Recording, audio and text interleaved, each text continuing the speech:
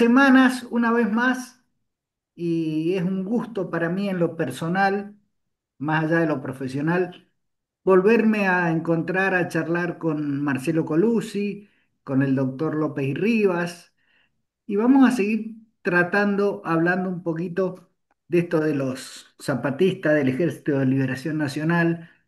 Y bueno, Gilberto generosamente y a través de haber arreglado su cámara, lo vemos hoy, se agradece. Le vamos a seguir tirando algunas preguntas porque desde otro lugar del mundo nos cuesta, a pesar de que adherimos a la causa, pero queremos conocerla y si esto ayuda un poquito a difundir más, bienvenido sea.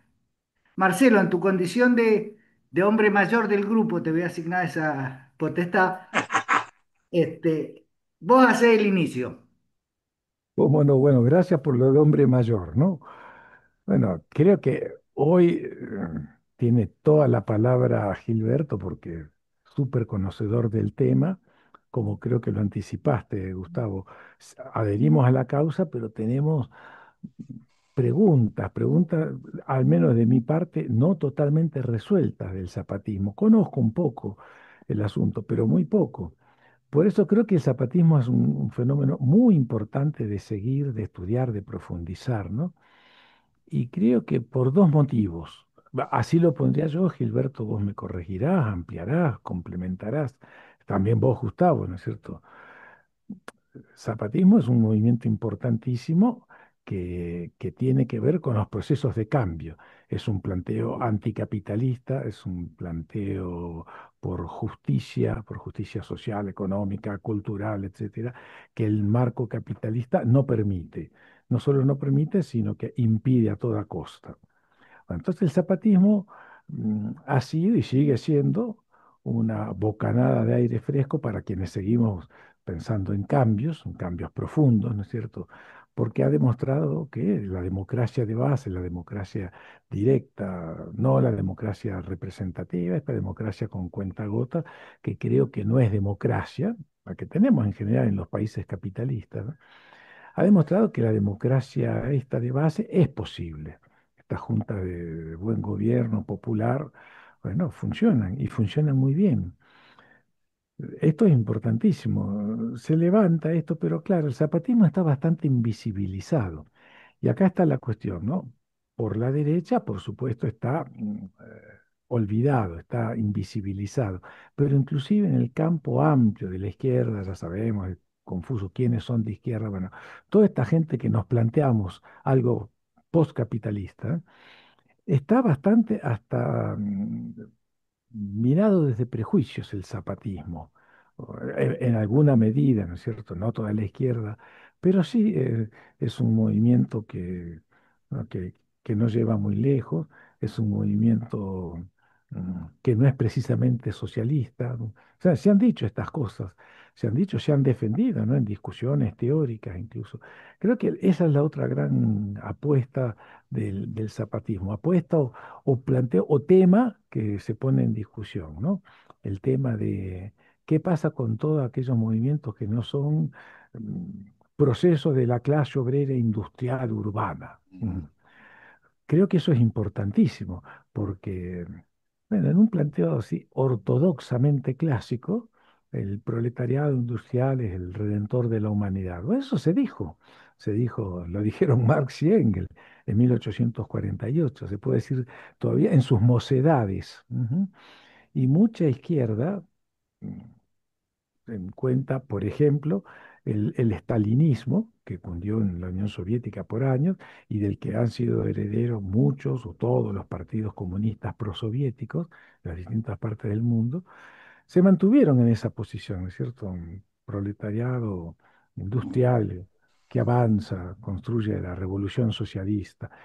Claro, pero veamos justamente que todas las experiencias socialistas habidas en el mundo, y las hay, por supuesto, ¿no? Y no son fracasos, ¿no? Rusia, la Rusia zarista, China, Cuba, Nicaragua, en fin, Vietnam, Corea del Norte, etcétera. Burkina Faso, del que se habla poco y nada en Occidente, casi no se nos permite mencionar esto, una revolución socialista. Todos estos procesos surgen de países no industrializados, países con una muy débil o inexistente clase obrera, obrera industrial, ¿no?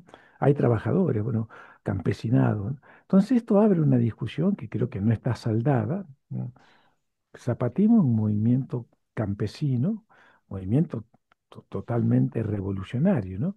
Pero que abre esta pregunta: ¿qué pasa con todos estos movimientos, estos alzamientos, estos procesos de cambio que vienen desde otra lógica, ¿no? Vestidos con otra cultura, con otro lenguaje? mm, Todavía una posición estalinista que creo que va desapareciendo en general en la izquierda, pero todavía está por ahí presente, ¿no? Pero hay que tener en cuenta, Marce, adhiriendo a todo lo que decís, que lleva 31 años de vida. Por supuesto, No es ya menor. no es menor y tiene importantes efectos, bueno, en su territorio. Es cierto que, y ahí está, creo que el otro día lo decía Gilberto, ha sido bloqueado, está bloqueado eh, hasta militarmente. El narco que hay a su alrededor funciona como un parapeto militar, ¿no? Inclusive está bastante mal, bastante poco difundido el tema del zapatismo. Y en la izquierda creo que me incluyo ahí, no lo conocemos a profundidad y lo vemos desde prejuicios muchas veces, Sí. ¿no? Por eso creo que no sé, un gran aporte del movimiento zapatista es esto: abrir o profundizar este debate.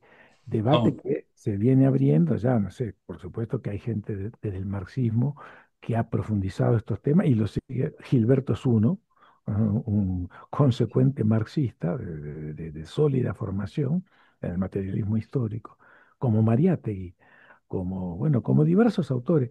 Un guatemalteco, probablemente Gilberto lo conoces, lo has estudiado, vivió en México mucho tiempo, fuera de Guatemala y creo que en parte en México es poco conocido, Carlos Guzmán Bockler, un, sí, cómo ajá, no.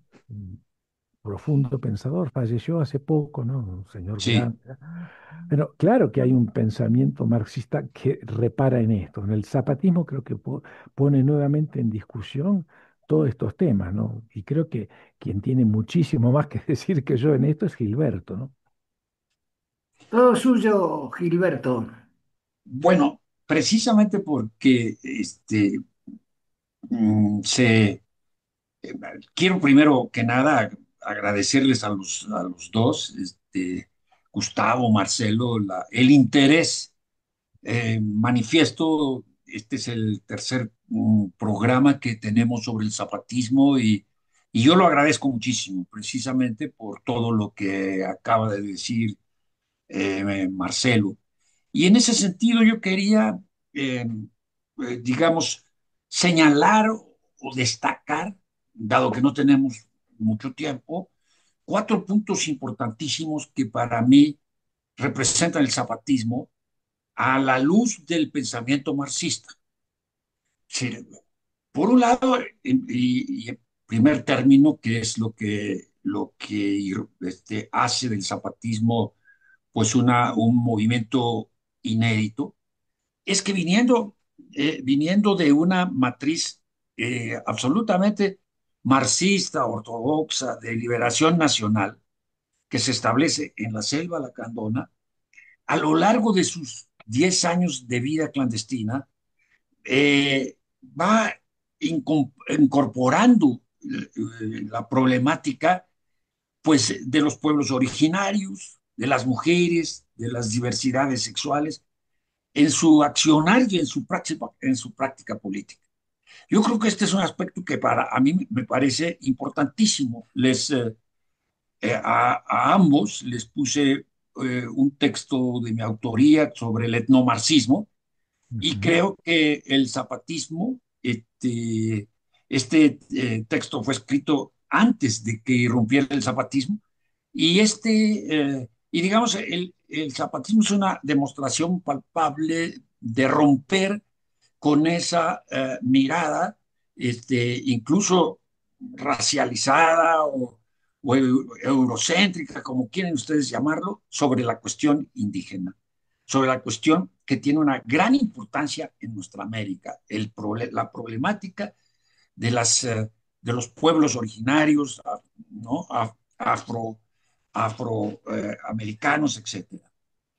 En segundo lugar, también representa una ruptura con el vanguardismo propio de las experiencias de las organizaciones que nosotros conocemos muy bien de liberación nacional, porque al establecer a lo largo de su práctica política, particularmente en las últimas 2 décadas, gobiernos de mandar obedeciendo, eh, establecen una distinción fundamental, pero también por un lema que ya habíamos visto la vez pasada de el para todos, todo para nosotros, nada.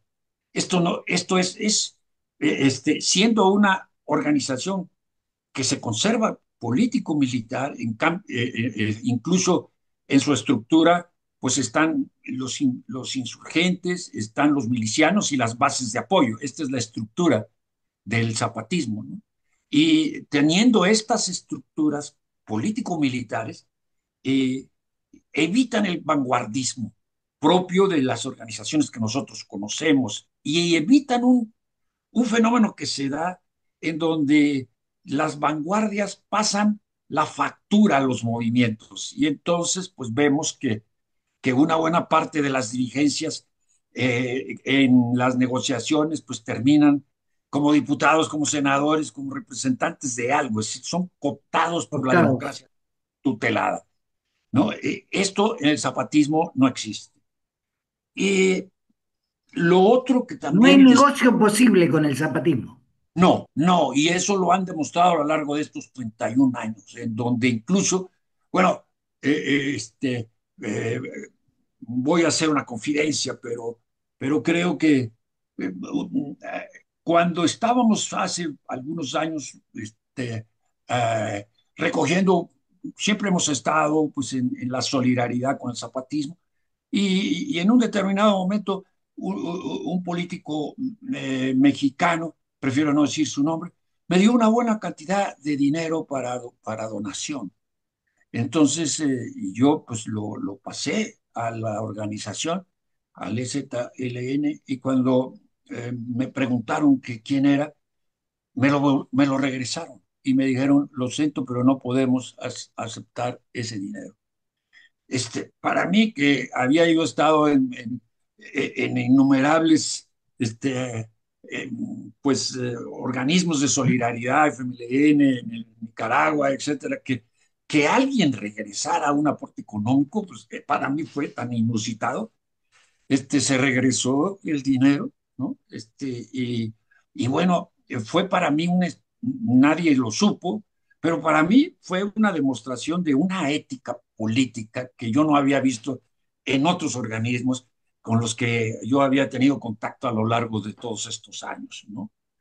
Y lo otro que también, tercer rasgo del zapatismo, es la cuestión que también ya vimos aquí y de ahí mi referencia a la Comuna de París, que creo que fue un gobierno de los trabajadores para los trabajadores y que fue, digamos, un gobierno horizontal.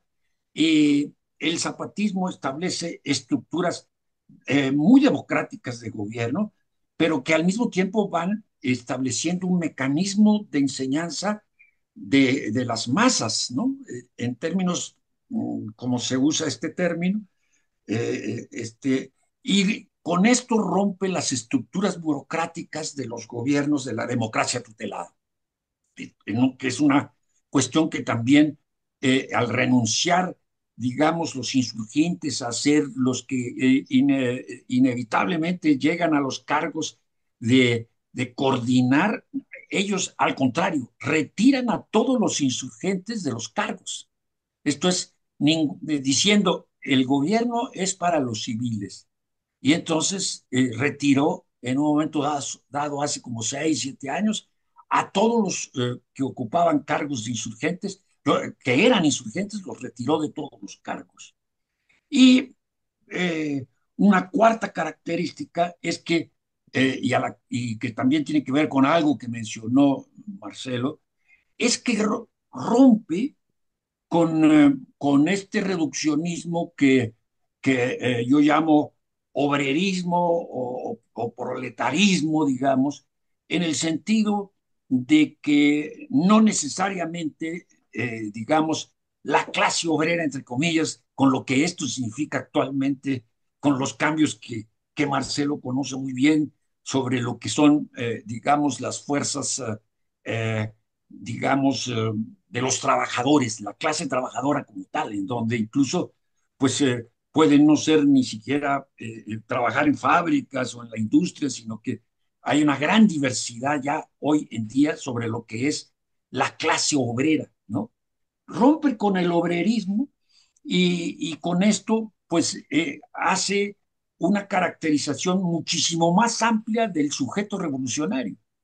Eh, en la sexta declaración de la Selva Lacandona, ahí establece, dice, a partir de este momento, fue hace unos años, vamos no solo a trabajar con organizaciones indígenas campesinas, sino también vamos a trabajar con obreros, con campesinos, etcétera. Una articulación que establecieron como un propósito del movimiento y esta iniciativa política diversificó ampliamente el ámbito de su influencia. ¿Prospera Una, eso, Gilberto? sí, ¿Prosperó? Claro, sí, sí prosperó porque muchas organizaciones se acercaron al zapatismo precisamente por esta apertura. Les quiero decir que hay una organización con la cual yo me identifico muchísimo, que se llama el Partido de los Comunistas, que es una organización bastante sólida, es un partido de los comunistas y que ha planteado su adhesión al zapatismo desde desde su propia soberanía, su accionar político, etcétera. Ellos tienen muchísimo trabajo en la parte norte del país. Me ha tocado incluso dar algunas conferencias y hablar sobre la cuestión étnico-nacional, por cierto, con ellos. Y es un organismo de corte marxista, ¿no? Yo diría leninista, que se adhiere a la corriente del zapatismo, asiste a todas las reuniones y que es un aliado del zapatismo. Así hay muchísimos círculos, sectores, organizaciones. Les quiero decir que se está preparando una gran reunión ahora en agosto, que va a durar casi 10 días, y ya estoy con la información. Vienen no alrededor de 70 compañeros de Grecia, vienen alrededor de unos 40 compañeros del Estado español, vienen otros tantos de Italia. O sea, va a ser una reunión que va a juntar para escucharnos a nosotros, es decir, para incluso la convocatoria dice de los temas que habría que tocar, muy interesantes todos ellos, y da algunas indicaciones, aparte de que en el territorio zapatista no se admiten drogas de ningún tipo. Y una de ellas es que no se, dice con toda claridad el subcomandante insurgente Moisés, ¿no? Que es indígena, y dice, eh, no queremos que nos den clase, no queremos que utilicen términos que la gente no entienda. Nosotros queremos que nos digan qué están haciendo cada uno en su lucha contra el capitalismo. Queremos compartir experiencias. Entonces, digamos, una reunión como estas que va a representar también un recambio generacional. Por ejemplo, el día el martes que siempre nos reunimos, el día de ayer, mi colectivo que se llama Llegó la Hora de los Pueblos, de apoyo al EZLN, Congreso Nacional Indígena, comentábamos que algunos de nosotros no íbamos a poder asistir debido, pues, en parte compromisos de todo tipo, de orden académico, etcétera, pero también porque ya con 82 años a cuesta, pues no es la misma no es la misma posibilidad de ir a las condiciones propias de una reunión que conocemos muy bien, pues hemos sido antropólogos toda la vida, y que pues ya no está para trotes ese cerro, ¿no? Entonces, sin embargo, nos comentaban, pues el hijo mío sí va, y va, no, la red universitaria, y van estos. Entonces ha habido un recambio generacional muy importante que me parece también fundamental.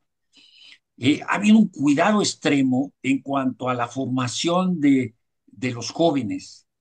A mí me consta porque cuando se dio una experiencia muy inédita también que se llamó la Escuela Zapatista, en donde yo estuve allá en territorio zapatista durante una semana con un maestro que era un joven de no más de 20 años y que él me dio pues las clases de autonomía y yo le decía, bueno, la autonomía en Nicaragua es esto, era un intercambio de saberes y todo, pues digamos, vi la formación política que tienen estos jóvenes, jóvenes que pueden ubicar muy bien porque han tenido en su territorio pues internacionalistas de muchísimas partes del mundo, pues dónde quedan los kurdos, cosas que si uno le pregunta a un estudiante, incluso hasta de licenciatura, ¿no?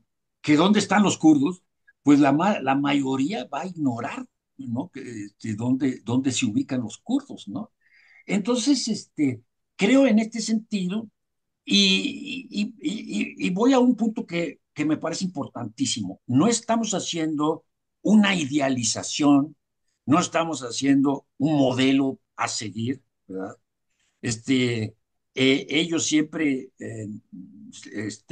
refieren que cada quien en su lugar, cada quien en su experiencia, cada quien en su territorio, organícese como pueda en su lucha contra el capitalismo. Ciertamente, Marcelo, y coincido mucho contigo, no mencionan socialismo. Es decir, y yo cada vez que puedo lo hago porque mi formación es esa, ¿no? Y porque a un cambio estructural, pues, ¿cuál otro cambio puede haber estructural que no sea hacia el socialismo, ¿no? A no ser que venga la catástrofe mundial y desaparezca esta humanidad, ¿no? Entonces, en ese sentido, sí, no dejo o sea, primero no idealizar. Segundo, es una experiencia que está, como quien dice, con alfileres, ¿no? ¿Por qué? Por lo que ya dije la vez pasada, por la contrainsurgencia, por las fuerzas del Estado. El Estado mexicano nunca ha dejado de ser contrainsurgente. En el Rebelión hay un libro en la sección de libros que es muy importante de leer sobre el EPR, es una guerrilla actuante que conozco porque nos pidió ser una comisión de mediación por dos de sus activistas que desaparecieron y entonces estuvimos haciendo mediación con el gobierno mexicano. Nunca aparecieron estos activistas porque en realidad fueron desaparecidos por el ejército mexicano. Y ahí, digamos, el EPR es un libro sobre la contrainsurgencia y yo coincido muchísimo con la caracterización que hacen del Estado mexicano como un Estado contrainsurgente, no, con posiciones muy parecidas al EZ, pero que no tienen una conexión entre sí. Entonces, creo que podemos nosotros, de alguna manera, identificar estos puntos, digamos, hay otros más, ya no hablo de ellos, sobre la cuestión de las mujeres, ha tenido una incidencia impresionante, sobre la cuestión de las preferencias sexuales, o sea, que ellos no, pues han insistido y que tiene una gran simpatía entre todas las organizaciones lésbico-gays y todo esto, ¿no? Entonces, creo que sin idealizar, creo que tomando en cuenta que gentes como nosotros que venimos del marxismo-leninismo, para nosotros es muy importante, por ejemplo, la lucha antiimperialista. Ellos prácticamente no mencionan la lucha antiimperialista. Entonces, son cuestiones que ubican, no es que no las mencionen, sí la ubican, pero de una manera metafórica, ¿no? Es el uso metafórico del lenguaje, etcétera, pero no con la contundencia que a mi juicio debiera de ser, ¿no? Entonces, pues yo creo que con estos puntos como que resumo algunas de las características del zapatismo vistas desde la perspectiva marxista-leninista. Yo una sola pregunta, Gilberto, que tú lo tocaste y me diste el pie para hacerlo. Cuando hablamos de 31 años, han nacido niños, se han hecho más grandes, se han hecho adultos, siempre bajo el ejido del, del Ejército de Liberación Nacional. Eh, la educación de esos chicos, que además son bombardeados desde el exterior por las fuerzas contrainsurgentes, por el consumo, por todos los vicios del capitalismo. ¿Cómo logran mantener ese nivel de culturización para que los chicos no quieran salir de eso y pasar a otra forma? Que la venden Bueno, como si fuera la felicidad, lo demás. claro, claro. Fíjate que tienen un sistema escolarizado, o sea, es que esa es la otra cuestión que no pude yo hablar.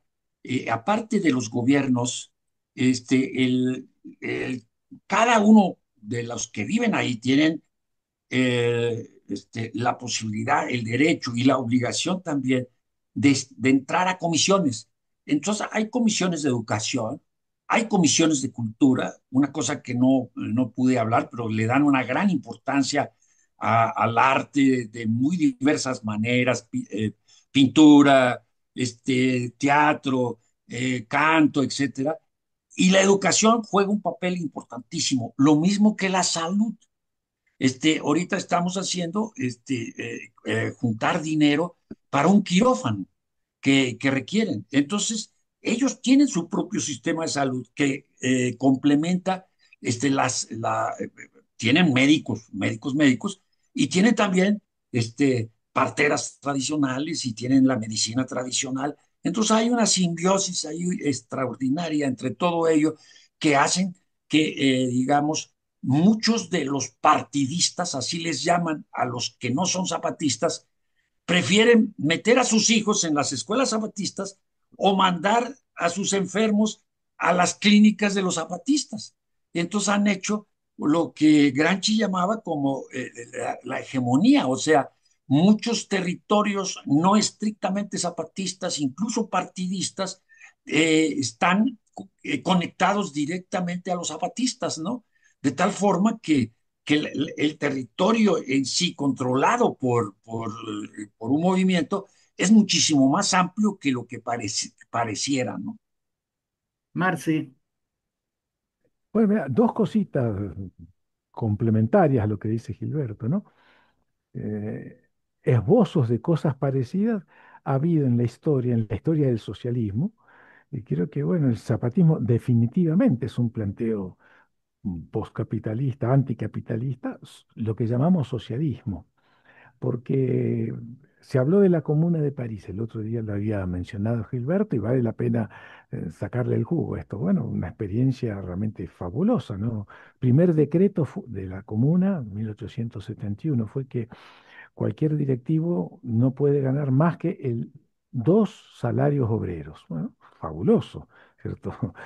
En nuestros países capitalistas sabemos que eso es impensable, utópico.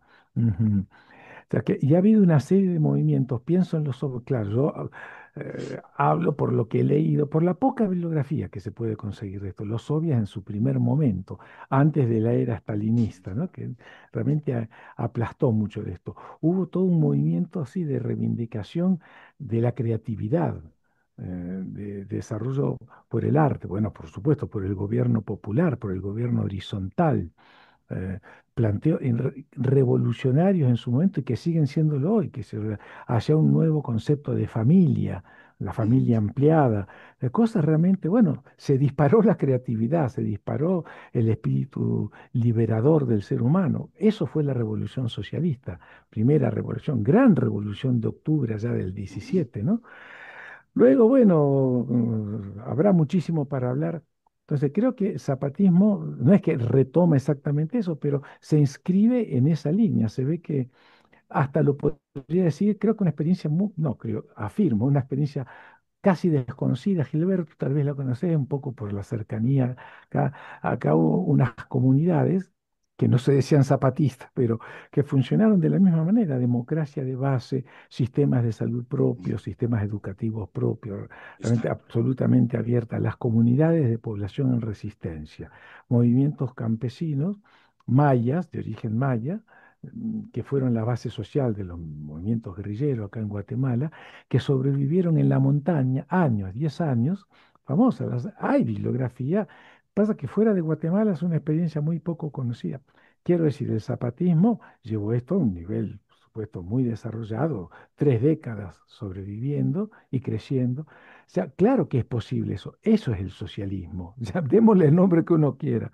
Ah, y otra cosa que No le eh, pongamos rótulos. no le No, pongamos rótulo, pero hacia eso tenemos que ir. Realmente claro. la democracia real, no esta payasada de democracia, votar ahí cada 4 años, elegir el gerente de turno. Y miren los gerentes que nos tocan: Bolsonaro, Giorgia Meloni, Milei, Trump, pues, qué sé yo, terrible.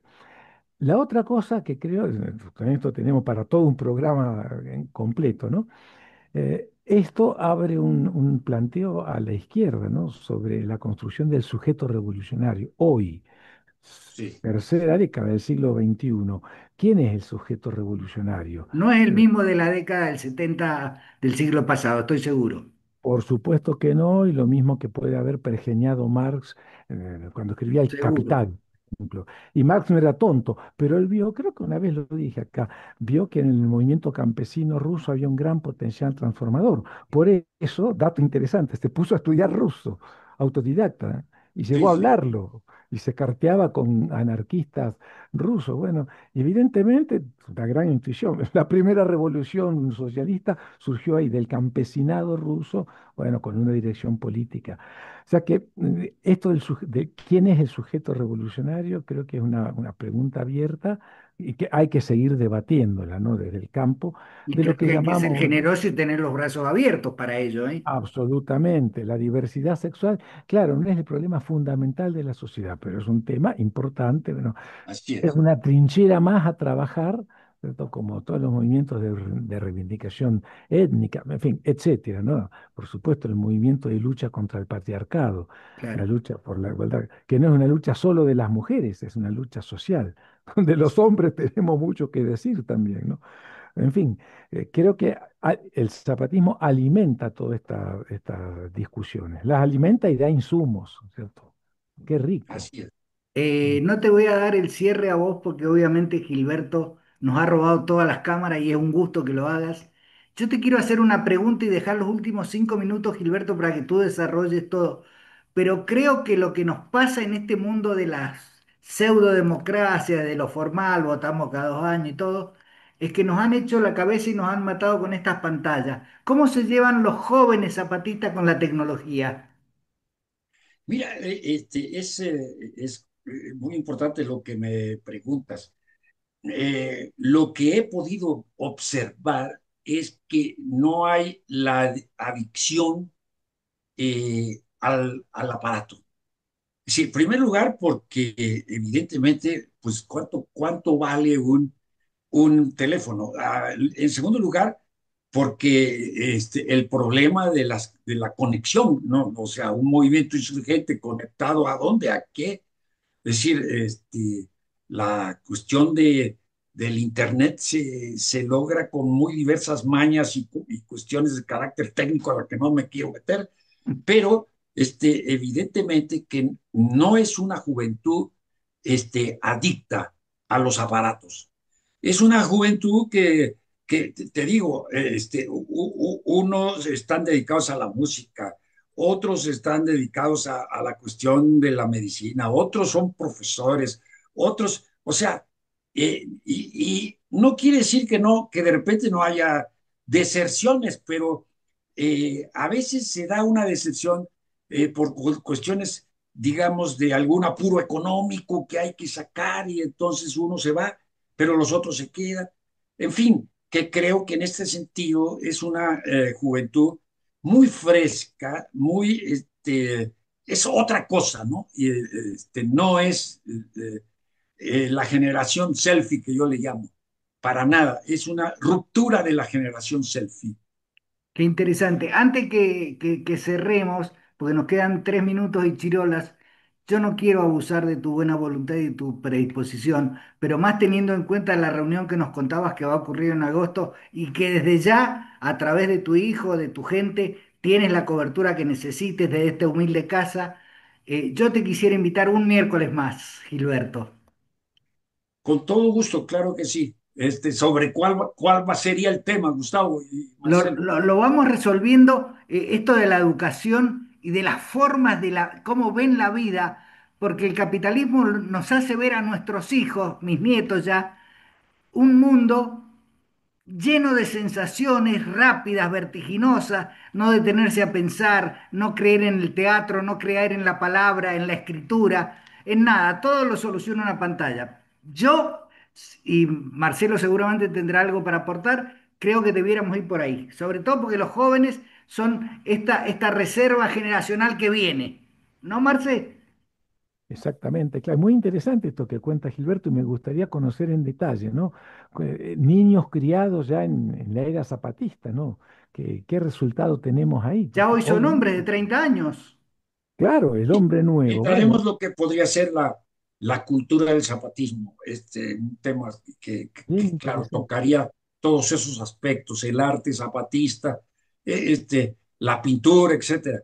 Yo dejo el, el documento que me gustó muchísimo, Gustavo, que tú adherieras, o como se diga, el otro que envié. Este tiene igual propósito, ¿no? Lo vamos a Fundar un poner. poco lo que es la cuestión étnico-nacional. A mí me parece fundamental en el debate marxista. Creo que ahí en ese texto se desarrolla esto, Claro, ¿no? lo que pasa es que eso de que planteas es en sí mismo una discusión en sí, ¿no? Pero bueno, le vamos a poner ganas, un humildísimo aporte y gracias eternas por tu generosidad, Gilberto, del tiempo. ¿No? Al contrario, el agradecimiento es para los dos. Y no dejen de leer el artículo de Marcelo que apareció hoy en Rebelión. Ahí vamos. Compañeros, ha sido un gustazo como siempre. Nos vemos el miércoles a la misma hora y en el mismo canal. Hasta luego, que Nos les vaya vemos, muy bien. hasta la Chao, próxima. chao. Hasta la Gracias, próxima. nos vemos. Adiós. San Rafael, tu municipio. Zapatero.